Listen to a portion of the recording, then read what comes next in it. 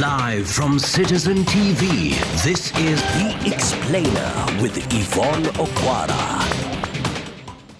Njoki Shege is our sign language interpreter. We begin tonight with the deepening crisis in the health sector. Day 2 of the SHA boycott, and patients are bearing the brunt as private hospitals continue to reject credit arrangements. Teachers under KUPPET have been left stranded, and now they're issuing a strike warning if the deadlock is not resolved. Yet even as hundreds suffer, the Social Health Authority is downplaying the situation, dismissing the service suspension by Rupa NCAP as insignificant. Mary Morki reports. Desperation and despair. Day 2 of the SHA credit suspension, and patients across the country are paying the price. Turned away at private hospitals, they are left stranded, suffering in silence. For those in urgent need, the choices are grim. Scramble to find money they don't have or face rejection at the door. The anguish is real and the suffering continues. Niliambiwa SHA haitumiki. Ikabindi sasa mimi nilikuwa nimeingia kundeliva, lakini ilisemekana ni cash nitalipa. Sasa sijui hiyo pesa yote itatoka wapi. Give money for health care. Fail to that one, then we are going to what we call catastrophic problems with the people. Private hospitals have cut off medical services to teachers and police officers under MAKL, citing unpaid claims lingering for over 10 months. Furious and feeling betrayed, KUPPET has called out the government for deducting pay but failing to remit it. Now, teachers have drawn a line in the sand, restore their medical cover or face a nationwide strike. The stakes are high and the countdown has begun. The decision that we are going to make is not only limited to asking the government them to down their tools. It can be even legal redress, because that's a right. As Kenyans suffer from the standoff, the SHA CEO downplays the impact, insisting they can turn to government hospitals, but for those in need, the options are running out. Have contracted more than 8,600 facilities.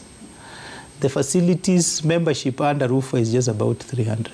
So we still have a whole 8,000 facilities out here which are offering services.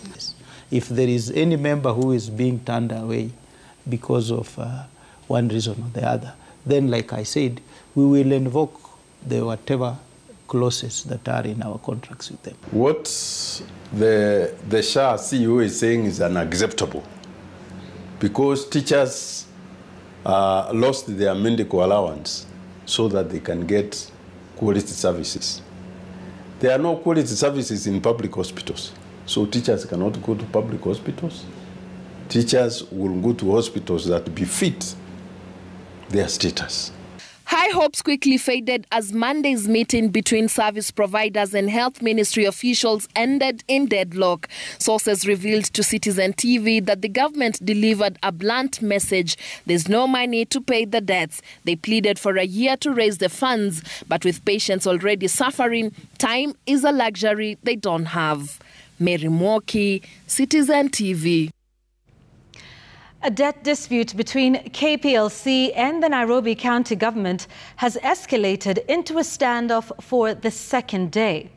Garbage trucks have blocked access to KPLC offices at Stima Plaza, filling the air with a stench that has emptied the area.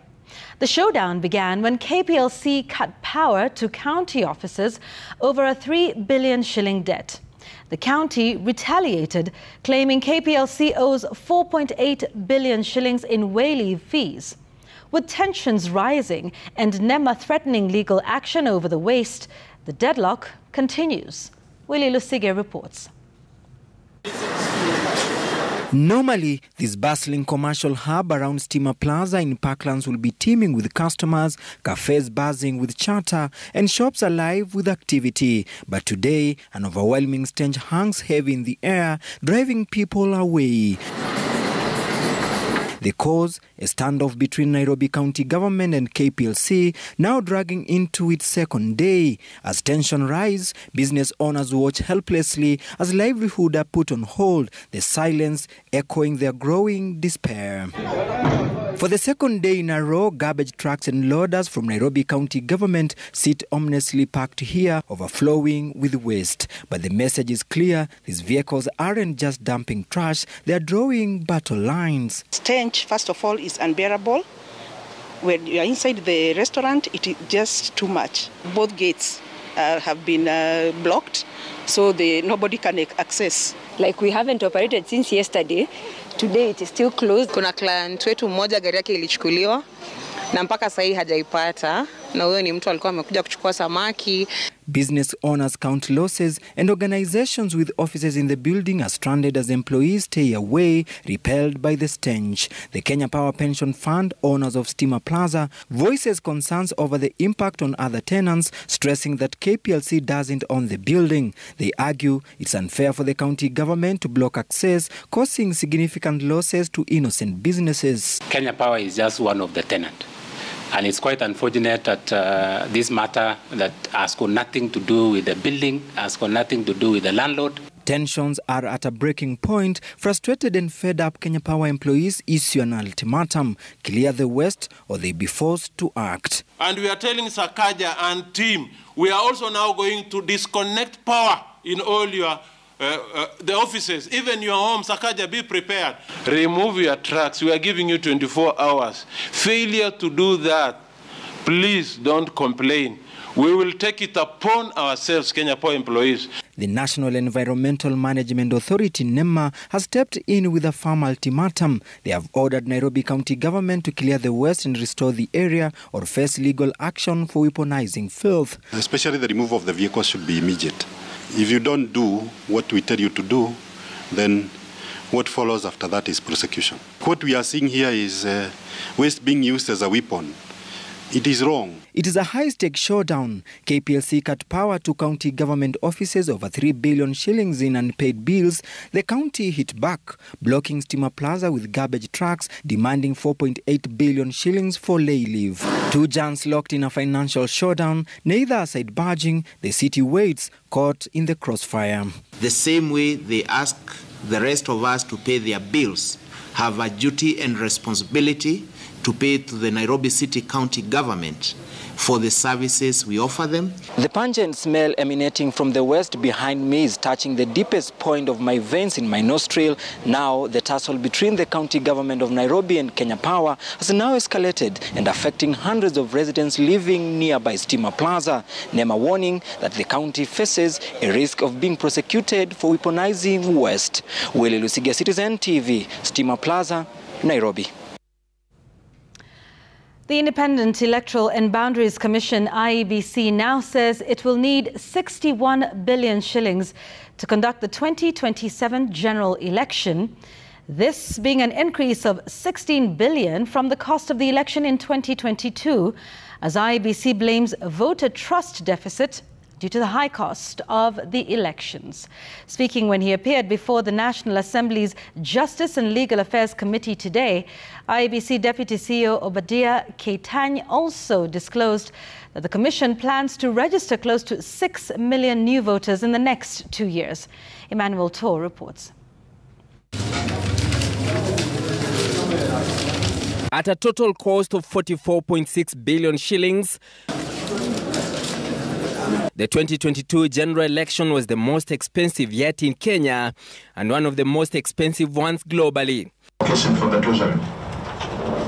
Tuesday's revelation by the Independent Electoral and Boundaries Commission that it will spend 61 billion shillings in the 2027 general polls, a 35% increase on the previous one, pushing the beacon even further. And then 26-27, we require 25,382,594,187, giving the total requirement for the general election to 61,737,052,195.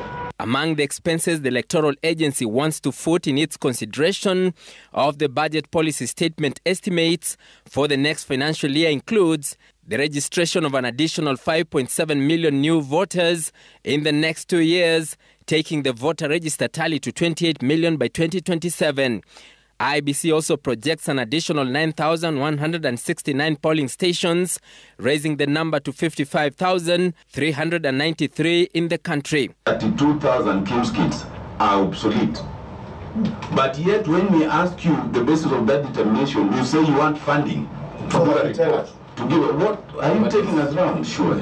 However, it is the Commission's request for 7 billion shillings that had tongues wagging in the Parliamentary Committee, chaired by Tharaka MP George Murugara, as the legislators questioned why IEBC needed an overhaul of the over 45,000 KIMS kits bought just about 10 years ago. We need to know exactly the current status of those KIMS kits, number one, each of them.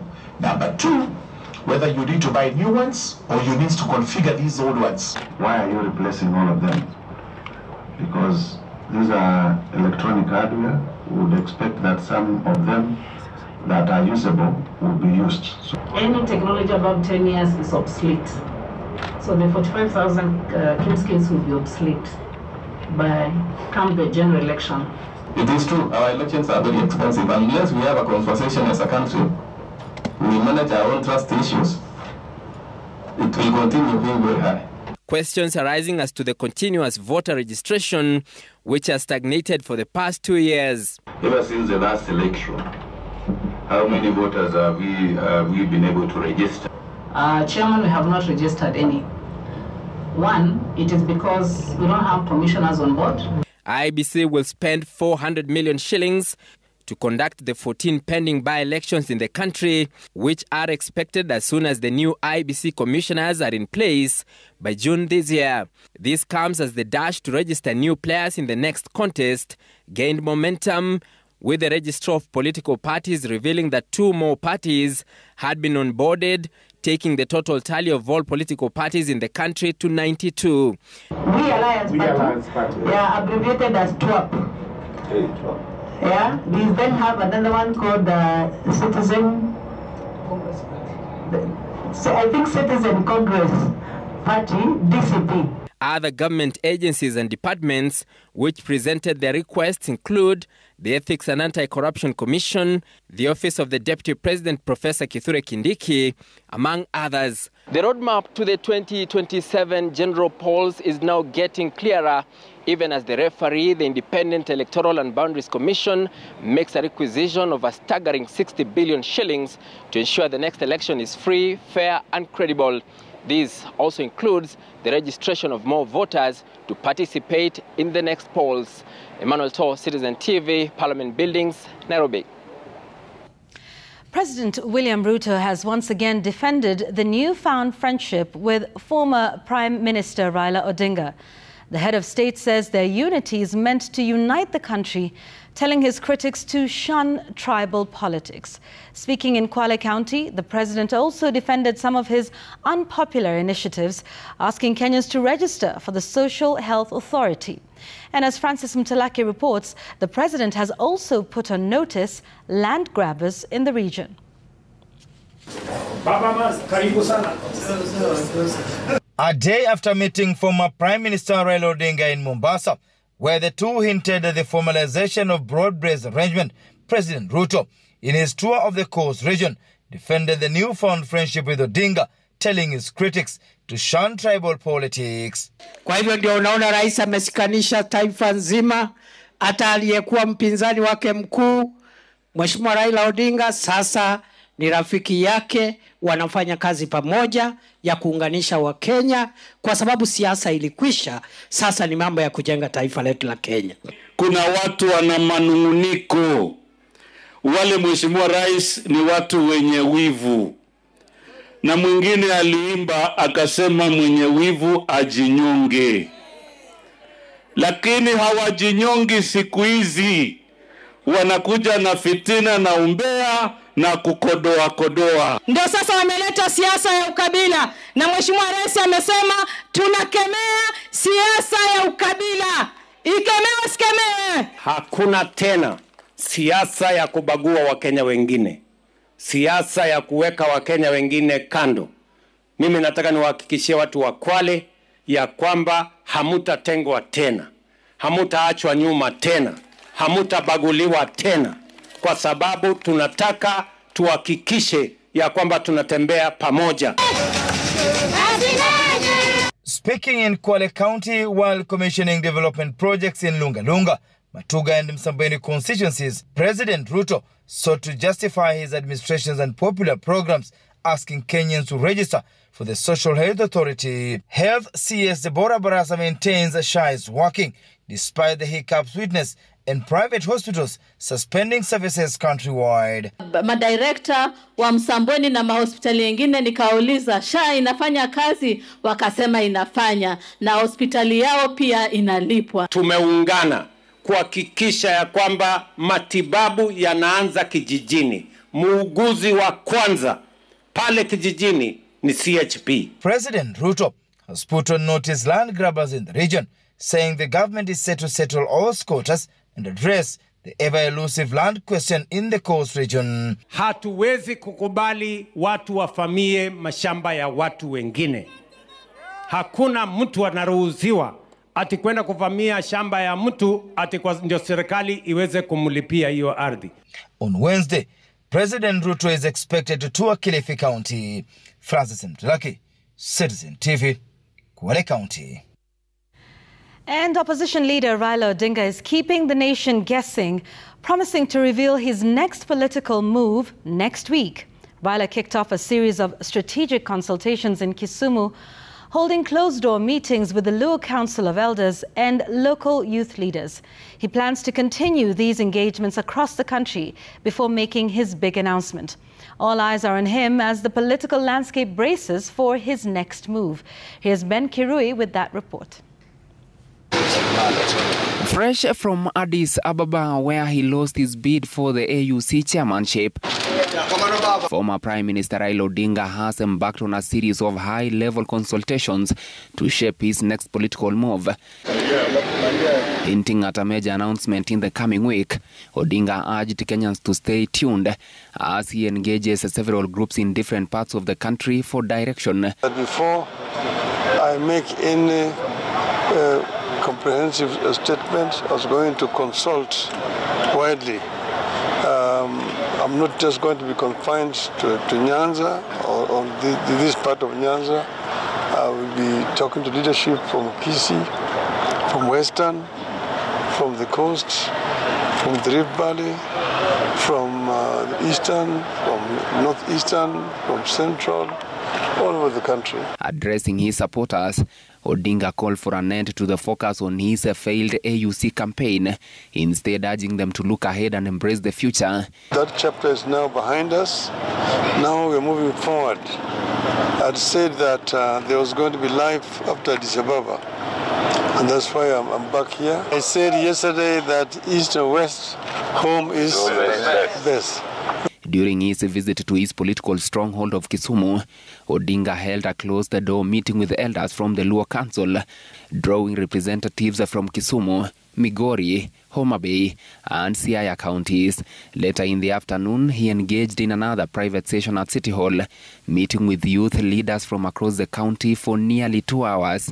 I came to meet with the youth leaders here at the county hall. I've met with the leadership of the youth from the entire county of Kisumu. And I've also shared with them what I saw during my campaign for the chairmanship of the AU, what transpired also in Addis Ababa. The opposition chief returned to the country on Monday and later met President William Ruto at the coast. Following their discussion, Ruto affirmed that his administration was open to working with Odinga to advance the government's development agenda. Ben Kirui, Citizen TV, Nairobi. Homicide detectives have questioned several suspects as they seek to unravel the killers of Campbell Scott, a British national who disappeared in Nairobi before his decomposing body was discovered in a forest in Makueni. And as Franklin Wala reports, police are pursuing 2 people who are said to have been in the company of the deceased moments before he disappeared. Among the two is a man who requested a taxi and took a ride with the deceased to Nairobi's Pipeline estate before Scott was reported missing. Investigators are tonight pursuing crucial details into arresting key suspects who are considered to be persons of interest in the brutal murder of British national Campbell Scott. Those who are on their radar are two men suspected were in the company of the British national while at a hotel in Nairobi's Westlands before Scott disappeared. Among the two is this man captured by CCTV cameras on Sunday at 4:36 p.m, accompanying Scott as they left the hotel in Westlands. Police say they are pursuing the man to record his statement. It is suspected the man is also the one who requested for a taxi and took a ride with the deceased to Nairobi's Pipeline estate on Monday the 17th. 5 days later, Scott's decomposing body was discovered at a forest in Makueni. Police arrested a taxi driver who took Scott and the man to Pipeline, recorded his statement and released him on police bond, but detained the motor vehicle. As part of the probe, crime scene investigators spent the better part of Tuesday at Makongo Forest where the decomposing body was discovered. Investigators revisited the scene as they pieced together the last moments of the deceased. Homicide investigators have also recorded statements from a witness who spotted the body on Saturday while wrapped in a sack. Plans are underway for an autopsy as police work on forensic analysis of the deceased mobile phone and his bank accounts. Police want to find out if there were any financial transactions prior to Scott's killing. Investigators are working with their counterpart in the UK where Scott was based before traveling to Kenya on the 16th for a business meeting, but disappeared the very next day. Franklin Wala, Citizen TV. New details have emerged in the murder of Molo activist Richard Raymond Omolo, known as Molo President. Police have identified Peter Okech, alias DJ10, as the alleged mastermind. CCTV footage shows him and two accomplices planning the ambush, or allegedly planning the ambush, before fleeing to Tanzania. They're now in custody as investigators pursue more suspects, including the financiers. As Ode Francis reports, the court has granted police 10 days to complete investigations and file charges. New revelations have emerged regarding the murder of Molo activist Richard Raymond Omolo, popularly known as Molo President. Investigations indicate that the killers were contracted by an unidentified individual to carry out the assassination. Police have identified one suspect, Peter Okech alias DJ10, who is believed to be the mastermind behind the plot. According to the investigators, Okech was hired by the unknown individual and went on to recruit other suspects, including boda operators and hawkers, to carry out the murder. The group was reportedly promised 300,000 shillings for executing the plan. Initially, the suspects were given 3,000 shillings each, followed by an additional 5,000 shillings, totaling to 8,000 shillings for the 6 participants. Lead investigator Inspector Patrick Washira, in an affidavit requesting more time for the investigation, stated that Okech recruited Joseph Kihara Kariuki and Evans Aseka. The two were arrested alongside Okech in Molo town on February 23rd. CCTV footage allegedly captured the trio planning the ambush prior to the attack on Omolo. Investigations also revealed that a blogger linked to the financier was involved in identifying the target, guiding the hired assassins to Omolo. After the murder, the suspect reportedly fled to Tanzania, where they were sheltered by extended family members before returning to Kenya. Following the arrest, police sought to detain them for 21 days to complete investigations, pursue other suspects and identify the financiers. Geolocation data placed the suspect at the same location as Omolo on January 18th, the day he was attacked and killed in Elbagon. The prosecution revealed that a multi-agency operation is underway to capture the remaining suspects. Police requested 21 days to conduct further procedures, including DNA collection, identification parades, and statement recording. The 3 suspects, along with 6 others arrested earlier, bring the total number to 9, in addition to the cash payment the assassins were allegedly promised a parcel of land as a reward for the murder. The court has previously granted police permission to detain 5 suspects, later adding 1 more for further investigations. The accused are expected to appear before Principal Magistrate Kipkurui Kibelion for plea taking on Wednesday, 5th of 2025. Ode Francis, Citizen TV, Nairobi. Now, according to the Old Mutual Financial Services Monitor, it would seem that Kenyans are taking up medical insurance more and prioritizing that over savings. What does that mean? We continue to unpack that report and that survey. We'll be speaking with Japheth Ogalo from Old Mutual General Insurance Kenya to get an understanding of that and also what it means for you. That is on Power Talk right here on The Explainer when we return after this short break. Old Mutual General Insurance Managing Director Japheth Ogalo explains the rising demand for medical insurance in the country.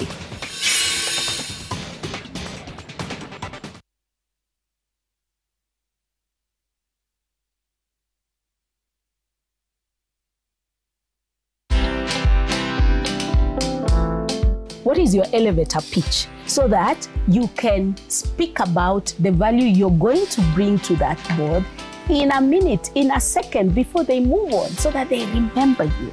If I'm recruiting and somebody asks me how much are they paying, you're definitely the wrong person. Watch this story and more. Download the Citizen Digital app or visit www.citizendigital.com and find the Citizen Originals portal. Kenya's #1 app, Citizen Digital. Buroti maguta, keja kwa mtaa mambo fiti. Nafungua bahasha wao nikismile, mambo ni murwa, kop imesoti yegeda, biza maplot, nikasip tu. Kanivota mboka, reti koto, nikasip tu. With just a pay slip, get a mobile loan of up to 500,000 shillings or an unsecured loan of up to 9 million shillings. Visit a Cooperative Bank branch today. Cooperative Bank, we are you. Explore the Holy Land this Easter na View Travel. Embark on a 6-day Jordan adventure. Celebrate Easter Sunday Mass at Jesus Baptism Site, Mount Nebo, where Moses saw the Promised Land. Explore ancient Petra, tour Amman City and the City of Mosaics, and stargaze in Wadi Rum's enchanting night sky. All these and more starting from $1,490 per person sharing. Book now and lipa pole pole. Visit viewtravel.com or call and WhatsApp 0703 254 254. View Travel. Dream, explore, discover.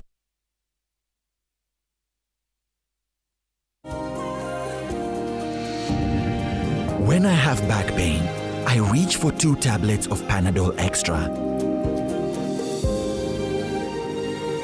It's boosted by caffeine for fast relief of strong pain, like headache, toothache, and muscle pain.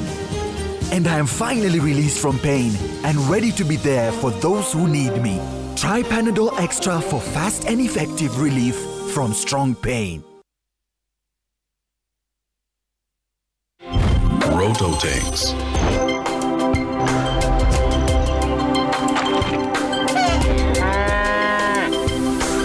Rototanks. Built like a tank.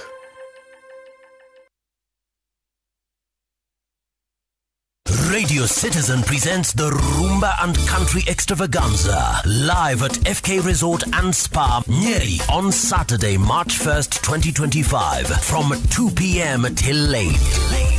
With Uncle Fred Obachi Machoka, DJ Mike, plus your favorite Radio Citizen stars, we're launching Club Transit. All this for just 1,000 bob per person.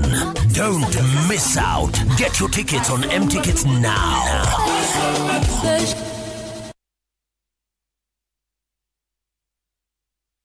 Whenever you fly to space, or take your first step as baby, SoftCare always stays with you. New SoftCare Space Series is rooted from space technology. Keeps you dry and comfortable for 12 hours long. Offers you the most effective protection during your space journey. SoftCare. Protect your leap.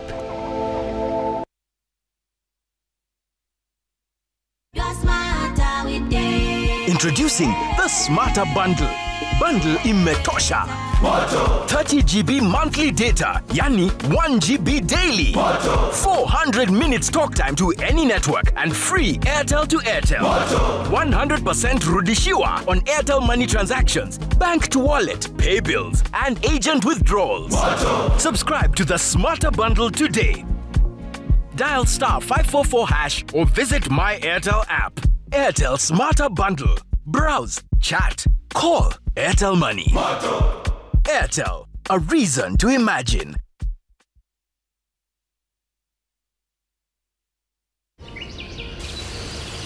Explore the nature and create from it. The spirit of inventors leads to the inspiration for new technology. By drawing nature's energy, we create the extraction tech. Small in size, huge in power. Millions of microcapsules condense the essence of nature. Join us, Cleasoft Invent for Life.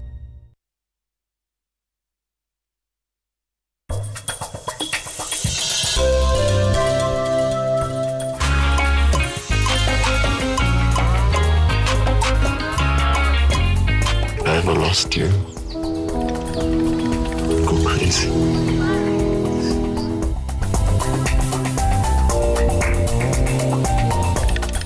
Sour petroleum jelly repairs dry skin like no other. Easy to spread and non-sticky like no other. Great quality product from Pwani Oil.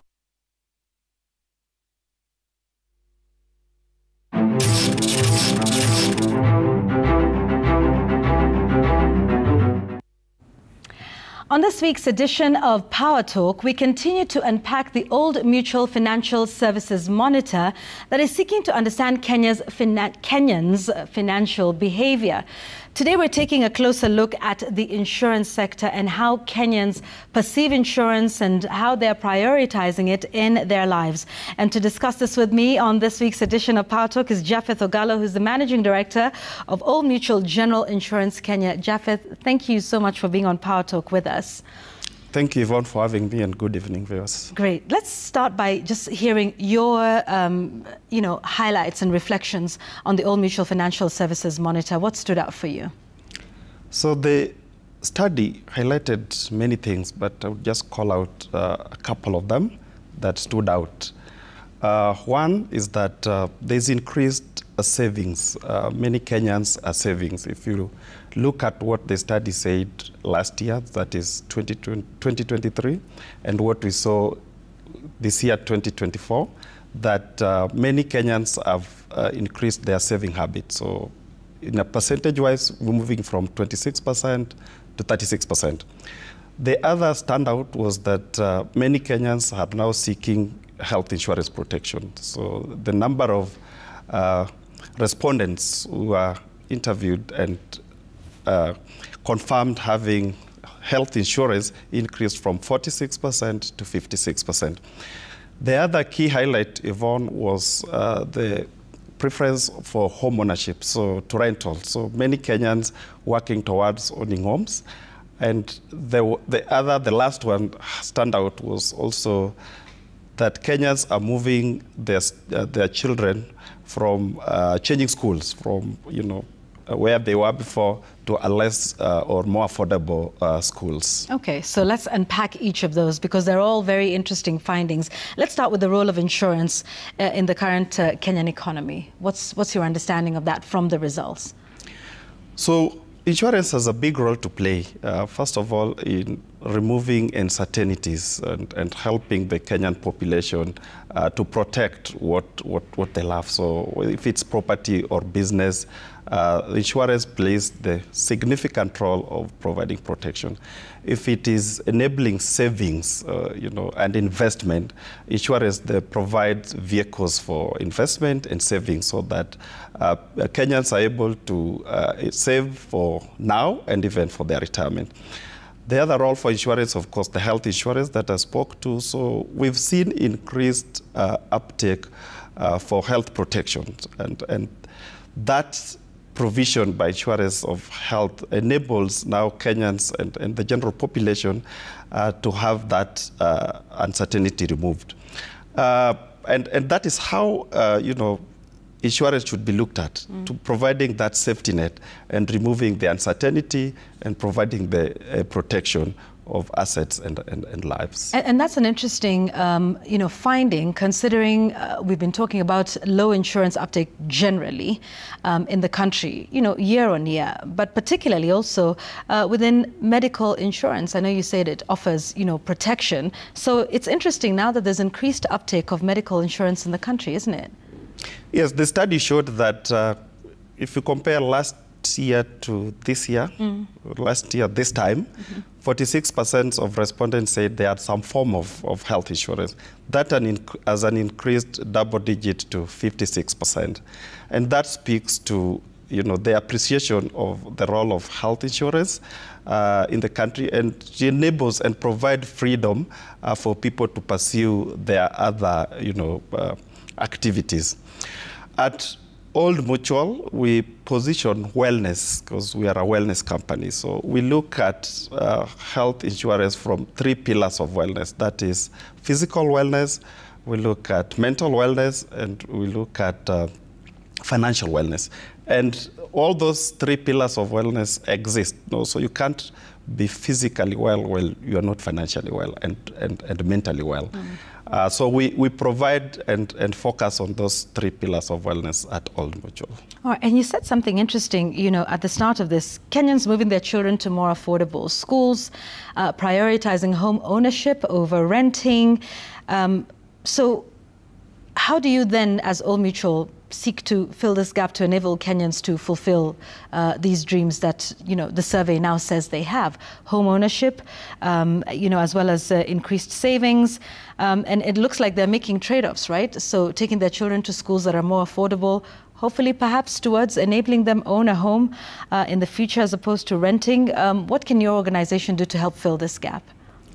So what we do, and in appreciation that we need to provide financial education, or what we otherwise call financial literacy, that would enable financial choices based on, the stage where the person is. So if you're looking at somebody who is recently employed or starting out a business, their financial priorities is certainly different from somebody like me, Yvonne, who is now looking at other things. Okay. So what we provide at Old Mutual is financial education and financial literacy. And we do this for free, so that tailor-made to suit each person's status at the state of their life. We have also partnered with Kenya Institute of Curriculum Development to develop financial literacy in the curriculum. The idea or the approach is that this curriculum then start being embedded at an early stage of encouraging financial literacy in our schools. We've also been going around universities as Old Mutual. I think as of last year, we have talked to about 25,000 university students, just part of financial literacy encouragement.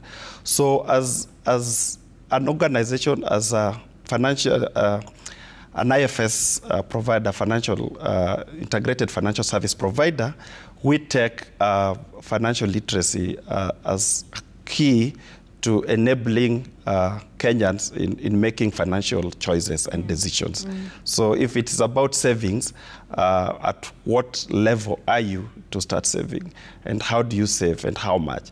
We did recently launch a digital savings tool, just again to provide that convenience and also ability to save as little as you can. So we look at holistic solution. So if it's savings, it's if investment, through our financial literacy program. All right, and this is advice that is offered to those who would need it. Yes, and for free, Yvonne. We offer it for free. All right, that's good to know. Yeah. Definitely something that is needed. So according to this monitor as well, I guess it's good to hear it being validated in a survey such as this one. But Kenyans are, on the hustle. I do not think there is any Kenyan that does not pursue more than one source of income. And that's what the study says, that they're exploring more than one avenue of income. So what does this say about where Kenyans are? And what sort of financial services information do they need as they are seeking all of these multiple sources of income? So, Yvonne, the study highlighted a very interesting aspect of our financial lives, that 50% of respondents did confirm that they own a business. That is in addition to their day job. Own a business? Yes. Not just a little bit here and there? A little bit here and there, and in various forms and shapes. But it just highlights the quest for additional revenue stream in addition to the job that they do. And that speaks to the resilience and entrepreneurial skills of Kenya. As a financial institution, how we look at it, that how do we then enable Kenyans to do their jobs and also thrive in their businesses by providing those safeguards, safety nets that encourages them to thrive in their businesses. So whether it is the savings that I spoke into, whether it's investment, and whether it is the protection, all that we provide at Old Mutual. But the realization that we need to provide enabling financial solutions. So as people go through their jobs and their side hustle, 50%, and that is a big number, Yvonne, then we enable them through the various financial needs. One of the key areas we focus on at Old Mutual is enabling or meeting customer needs. So it's not about what we offer as a product. It is looking at Yvonne as an individual. Then we assess what is your financial need. Then we structure a solution around that. Okay. So this 50% of Kenyans provide an opportunity then for us to structure solutions that meet their needs. Japheth, we have about a minute or two left. I want you to give some advice. I know it's not custom-made advice based on where an individual is in their life and what dreams they want to achieve. But what final piece of advice can you give to Kenyans? As you say, you do it for free. Let's have that moment now, and just give a parting shot about maybe one or two key things to remember as Kenyans go about achieving their dreams.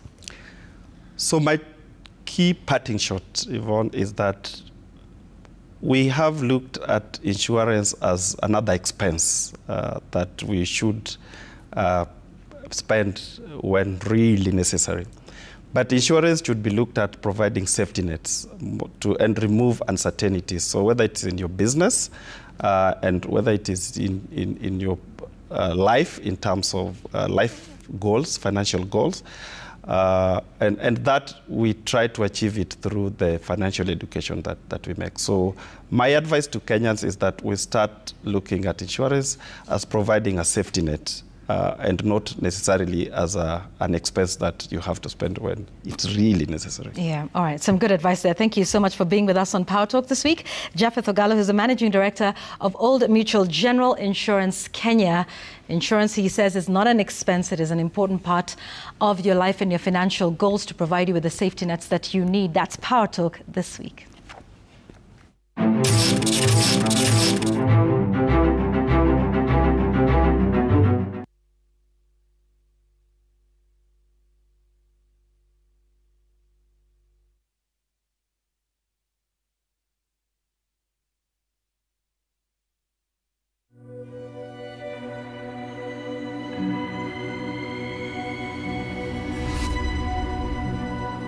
People come to me and they say they get discomfort when they have ice cream.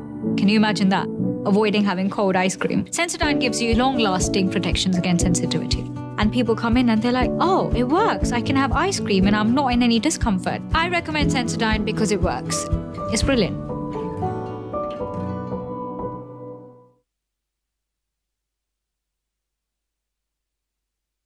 Do you have a passion for the medical and health professions? Train at Jordan College of Technology, which is a brand recognized locally and internationally. We are now announcing our March intake in our School of Medical in courses like Orthopedic and Trauma Medicine, Perioperative Theatre, Dental Surgery Assistant, Caregiver, Medical Engineering, Nutrition, Health Records, Health Services Support, Community Health, Social Work, Science Laboratory, Optical and more. We boast modern skills laboratories and we have partnered with key hospitals for clinical rotations. Apply now for March intake and train with the best. Visit us at our new ultra-modern campus, Jordan Towers, Thika Town. Jordan College of Technology, the leading TVET and medical institution in Kenya.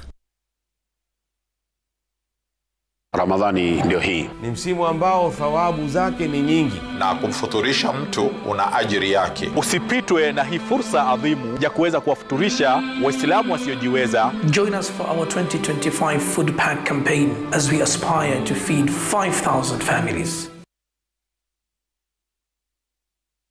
Welcome to Boma Mabati Factory, the 2024 winner in roofing solutions. All our products come with a warranty and are kept certified. Be part of our many satisfied customers by visiting us to enjoy great discounts. Boma Mabati Factory, Mabati Poa, near Boma.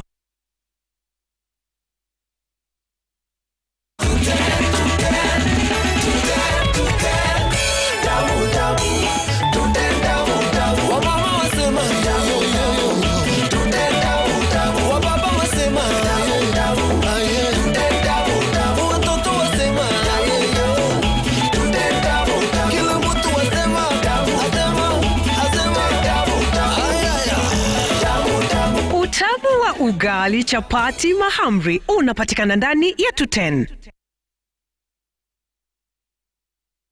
Maisha Poa ni digital. Get yourself a Neon Smarter 2 at 5,499 or a Neon Ultra 2 at 8,999. It's simple. Lipa installment yako kisha chukua simu. Pia unaweza kutumia bonga points zako kulipa. Malipo ya lipa mdogo mdogo yameimarishwa. Simply dial *544# kulipa mdogo mdogo. Maisha Poa ni digital. Whenever you fly to space or take your first step as baby, SoftCare always stays with you. New SoftCare Space Series is rooted from space technology. Keeps you dry and comfortable for 12 hours long. Offers you the most effective protection during your space journey. SoftCare. Protect your leap.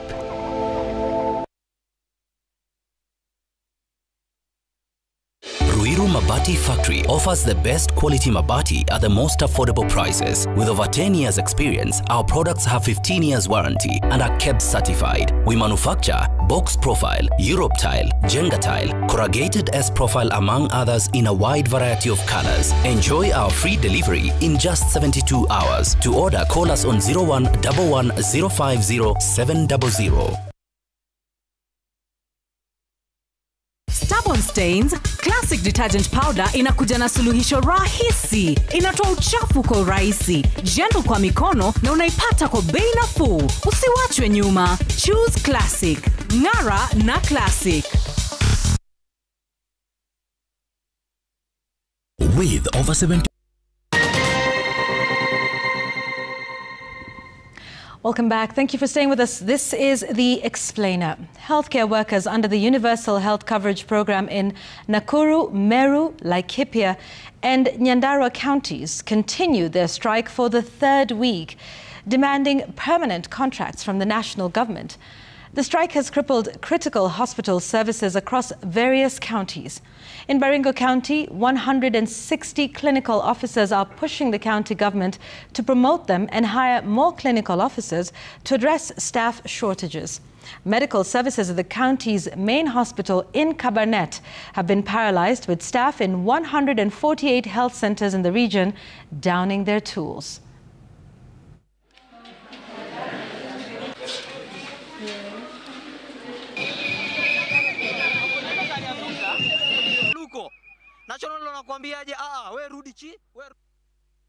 Workers held demonstrations in the town centre demanding permanent contracts and better working conditions.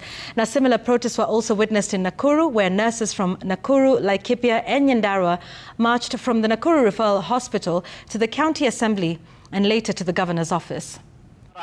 3 good months hauna mshahara. That is simply to say unakuwa umetolewa mpaka kwa system. So kama umetolewa kwa system, si ni kumaanisha something should be done. It's either you are absorbed or you are fired.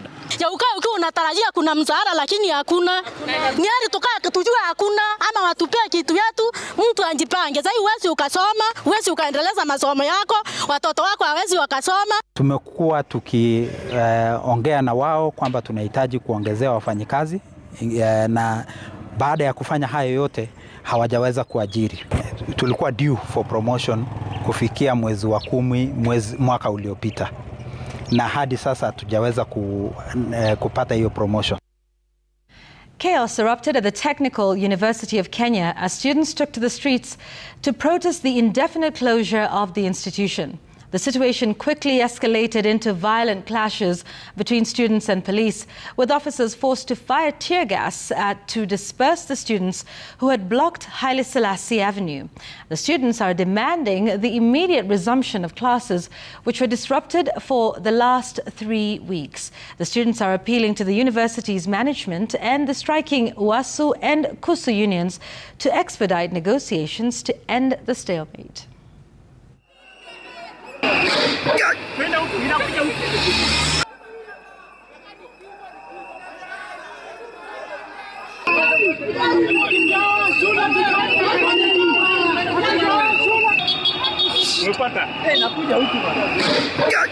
University was closed indefinitely 3 weeks ago.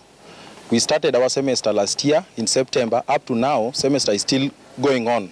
We've not sat for our exams, and we are demanding that school be reopened, and the Ministry of Education, the Parliament, and whoever is concerned should take responsibility of whatever is happening in the university. We are here to stand in solidarity with our comrades from Technical University of Kenya, because we understand that education is a right and not a privilege, and they have been out of class for a very long time. We are not going to allow them to continue tampering with our rights to education. So what I'm going to urge the government and the Ministry of Education at large and the management of the Technical University of Kenya, hasten the process so that our comrades can go back to class. A family in Kisii is enduring cold nights in the open, nearly a week after their mud-thatched houses were reduced to rubble. Police say they were enforcing a court order issued in 2023. But for 75-year-old Andrew Okeago and his family of 7 children, this land has been home since 1974. Now they're left to survive under a fallen roof, unwilling and unable to leave the only place they've ever known. Crispin Otieno has more. Tuesday morning reveals a scene of devastation at Andrew Okeago's homestead in Bogusero village, Kitutu Chache South. Amid the quiet village, a family's agony is laid bare. Youth, armed and backed by police, descended on these 3 mud-thatched houses, reducing them to rubble. Their meager harvest trampled, their home since the 1970s erased. In shock, the family grapples with the aftermath of what they thought was a resolved dispute. A court order now claims the half-acre isn't theirs. Sasa hii ndio nimestukia ya jana hii, ilikuwa kazi yangu huko Ruga. Nimestukia sasa hadi nimebeba malewa. Hata mimi nishangaa sikukua, sina barua yoyote kutoka kwa mjikumi au chief. For 6 days, this shattered family has huddled under the fallen roof, braving the cold with their orphaned grandchildren. Homeless and heartbroken, they have nowhere else to go. Wanaanza tu na kale kachikoni huko, mboga ilikuwa ndani, masufuria ndani. Wakaanza kuumoa hiyo, wakaniambia mama, toka, hawezi kitu unatuambia. Tulikuja tukapata kwamba watoto wamelala nje, mama hana manguo, hakuna chakula, yani tukashindwa ni hali gani, na watoto hawa ni mayatima. Anapomoa nyumba, hii ni mara ya pili. Huyu jamaa amekuja kupomoa nyumba kwa ndugu yangu hapa. Na huyu ndugu yangu hana makosa. Hajawahi kosea mtu. Clutching their title deed, they refuse to leave. Better to suffer here on the land they have called home than face the uncertainty of the unknown. Since the ordeal, survival has become an uphill battle. They are left picking up the pieces of shattered life, struggling to keep the family afloat. While 6 days and counting, this family has been enduring cold nights here. And whenever they come across this particular shoe in front of me, the trauma is still evident. This is one of the shoes left behind by those unknown assailants. They still don't know where justice will come from. But despite that, they're still calling for agencies to delve into this particular matter for justice to be served. We set out to find the area OCPD who oversaw the eviction. Confronted with the aftermath, his response. The eviction was done in a very humane way, and let us follow the law. You cannot just wake up, go and sit on somebody's land and start claiming that the land belongs to you. Speaking to Citizen TV over the phone, the family's lawyer struggled to contain his frustration, accusing the police of enforcing an order that had already expired. Crispin Otieno, Citizen TV, Kisii. NARC Kenya Party has officially rebranded to the People's Liberation Party, PLP.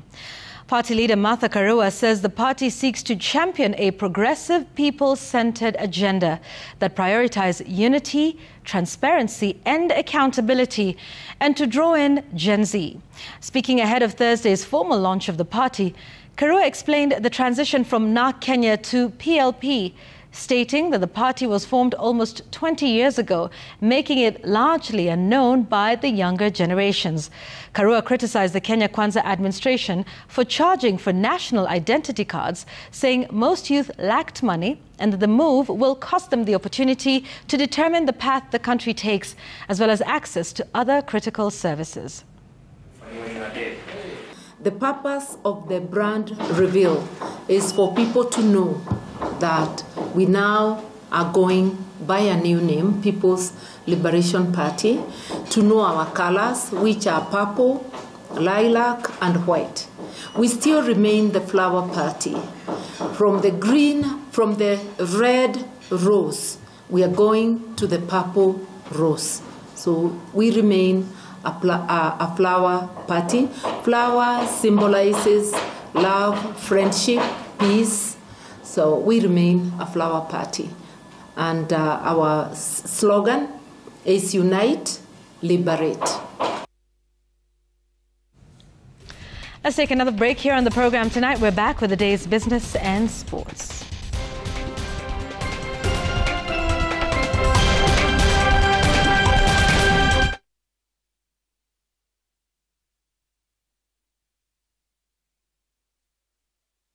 Stubborn stains, Classic Detergent Powder inakuja na suluhisho rahisi. Inatoa uchafu kwa urahisi, gentle kwa mikono na unaipata kwa bei nafuu. Usiwachwe nyuma. Choose Classic.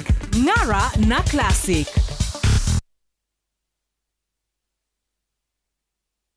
Please can I have that and that? Oh, thank you. Yeah. Ukiwin, beshte yako in your local shop win too. Hii ni the Cadbury Big Win-Win. Nunua any two participating Cadbury products. Scan QR code ama WhatsApp hi kunominate beshte yako in your local shop. Stand a chance ya kushinda share yako in cash prizes plus more. A win for you is a win for all. T's and C's apply. One campus, 3 locations. Welcome to the future of healthcare education. This is Imperial College of Medical and Health Sciences, introducing our Nakuru campus. The next generation of healthcare professionals is secure with us, offering you education grounded in theory but built on real-world application. March 2025 intake is now open. Please call us on 0719-223-223. Imperial College of Medical and Health Sciences. Committed to professional excellence.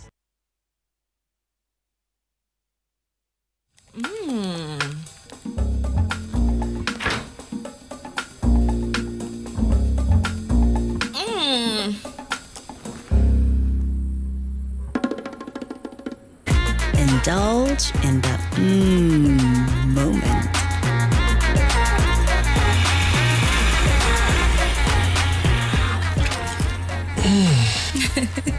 With every spoonful of Delamere real fruit yogurt.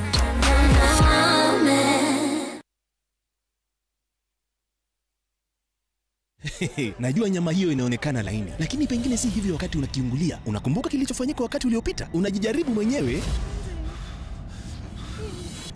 Nilijaribu kukujali. Acha tuone umbali utakaofika.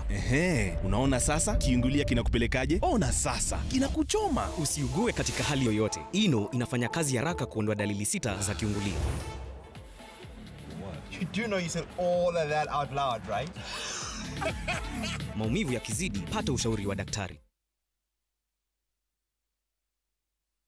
Oporeno 13 live photo maridadi, video kali na ni 4K imagine, IP69 certified, hii ndio latest design, piga picha air edit kusaidia kurefine. Take a shot and shine, take a shot and shine.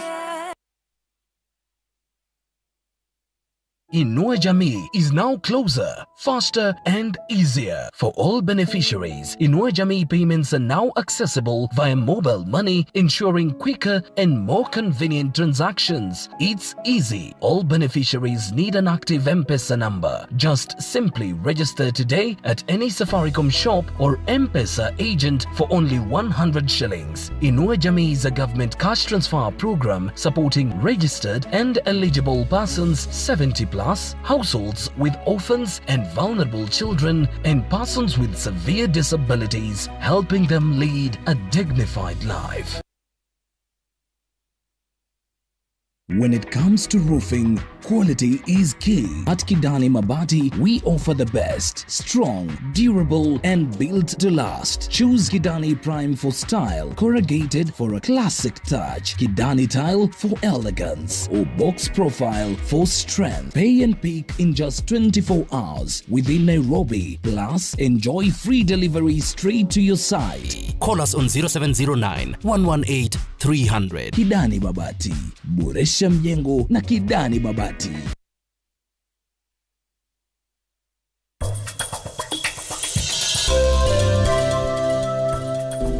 The question is, are you willing to help me? Your sister has asked me to leave your house, so I'm waiting for her to take my things and throw them out. Huh?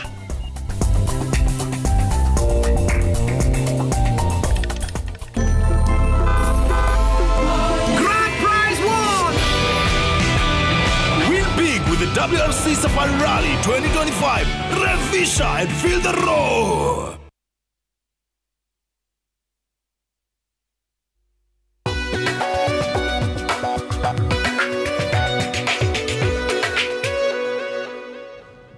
The Kenya Association of Manufacturers is rallying its members to fast-track the implementation of their sustainability strategies to reap the full benefit.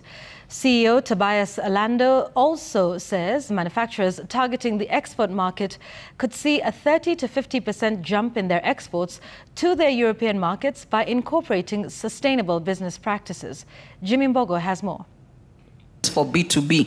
So the B2B session will be there for today and also tomorrow. Lack of adherence to sustainability policies is costing the country billions in untapped exports. This is according to the Kenyan Association of Manufacturers, who believe that Kenya's exports to the European market have remained lower owing to unsustainable practices. CAM now calling on their members to not only focus on monetary returns to compliance, but also on sustainability returns, which include access to new markets. According to CAM CEO Tobias Alando, there has been a significant shift in customer behavior in key markets, with consumers opting for sustainably manufactured products. Definitely, we are going to have an increase in our export, maybe another 30 or 50% increase in our export, because now that means we will be certified to access certain markets. So it is for the benefit of the country to ensure that we are producing in a sustainable environment.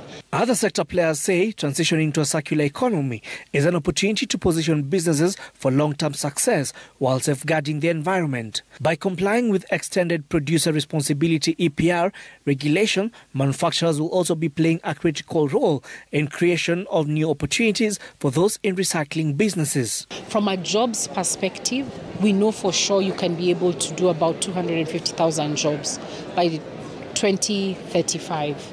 250,000 formal jobs, which means 250,000 humans have been added into the tax bracket because they are earning an amount of money that can be taxed and for them to be able to continue supporting their livelihoods. The Kenya Association of Manufacturers has also developed avenues to help manufacturers drive Kenya's circular economy agenda, even as they call on their members to embrace partnership with community-based waste management organization to help fast-track the sustainability loop. As companies look for more effective ways to manage their waste, they're being urged to partner with CBOs to bring that cost down.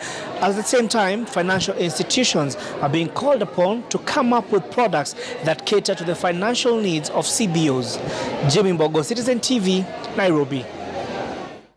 Small and medium-sized enterprises are calling for stronger gender-inclusive policies and improved financial access to support women and youth-led businesses. Speaking at a forum organized by Oxfam and the Aspen Network of Development Entrepreneurs, these enterprises are calling for greater backing from gender-focused investment organizations to bridge funding gaps. The push comes at a time when international aid organizations are scaling back financial and technical support, a move that has impacted various communities.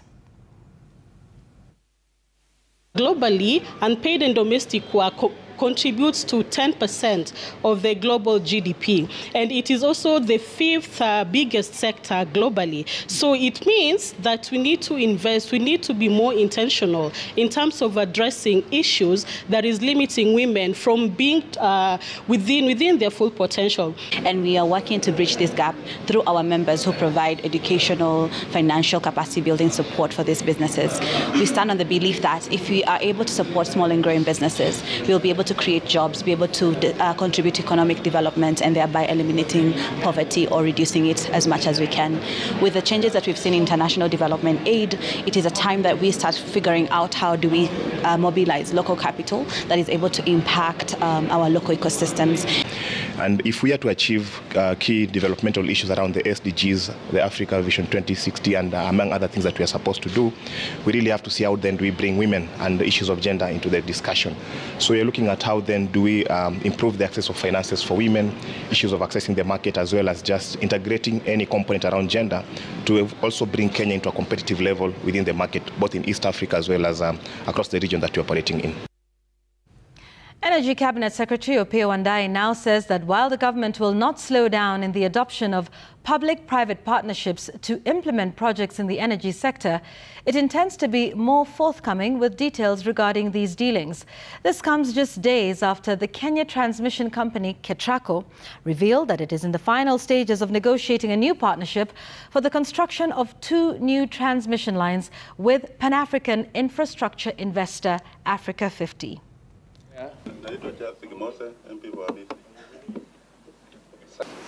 Perception is everything, Honorable Chair.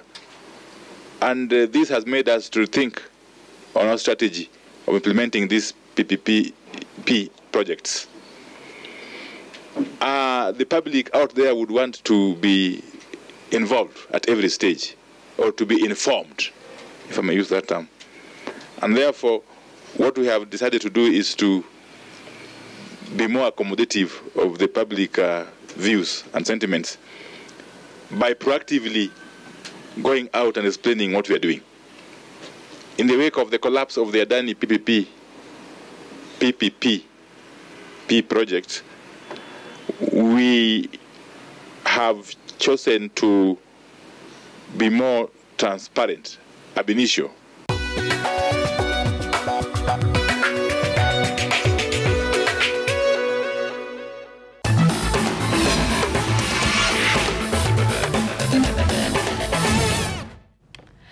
The national under-17 women football team, the Junior Starlets, have stepped up their preparations for their World Cup qualifier match against Uganda next month. The Junior Starlets will face Uganda home and away, starting with the away match on the 8th of March. The return leg will be played a week later in Nairobi. Starlets beat Kibra Soccer Women 1-0 in their latest friendly match.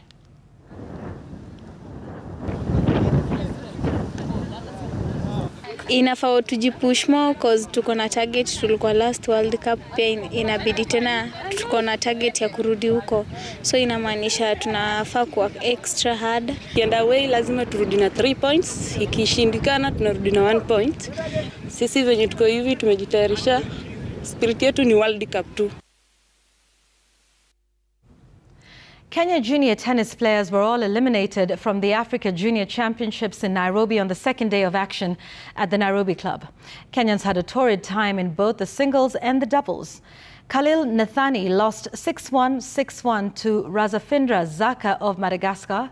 Ian Olemba lost 6-love, 6-love to Joel Badza of Zimbabwe, while Ian Kudros lost 6-7, 6-1, 6-love to Ogun Sakin of Nigeria. In the girls' doubles, Generica Rogoy and Ashley Wafula lost 6-love, 6-4 to the Cameroon pair of Juba Lutia and Ewala Olive. Naila Gikunda and Beatrice Ogambo were also beaten. The players get to actually know that it's not easy because the level is quite high. I think it's a good thing for our players, especially for the younger players who have another opportunity next year. So they're going to work harder. So probably next year, the performance might even be better. The national under-20 football team began a 3-day training camp on Monday as part of preparations for the Under-20 Africa Cup of Nations tournament in Ivory Coast in April. The tournament will kick off on the 26th of April and run through to the 18th of May. Coach Salim Babu says the mini-camps are part of their historic journey to the Cup of Nations. Tumeanza maandalizi yetu leo ya Under-20 AFCON kwa sababu tunataka kuprepare mapema. Tumeita vijana karibu 40, ukiangalia vijana wengi wametoka Nairobi, lakini tuko na vijana tuseme Nyanza huko hatujaita watu, kutoka Shabana, kutoka Bandari. Bado tujaita watu, lakini bado tutaita watu wote hao wakuja, lakini leo tunataka kufanya siku kama 3 tupunguze wengine and then tuite hao wengine. Tuko na siku 3 pekee yake za kujaribu kuona hiyo timu ya kwenda AFCON. So kuna wale wengine pia wako Europe huko pia tutawaita bado. So tuko na vijana wengi Kenya, so lazima tuanze kuchagua mapema. Defending champions Kenya Pipeline volleyball team are off to Kampala, Uganda for the 2025 edition of the CAFB Africa Zone 5 Club Championships, set to begin on the 26th of February to the 4th of March at the Lugogo Indoor Arena. Over 20 teams will battle it out for the coveted title, among them APR and Rwanda National Police, Tanzania Prison Services, Sport S KCCA, Vision Volleyball Camp, Deje University Elites and KCB Nkumba. Zone 5 comprises 12 African countries including Kenya, Burundi, Egypt, South Sudan, Sudan, Ethiopia, Djibouti, Eritrea, Somalia, Rwanda, Tanzania and Uganda.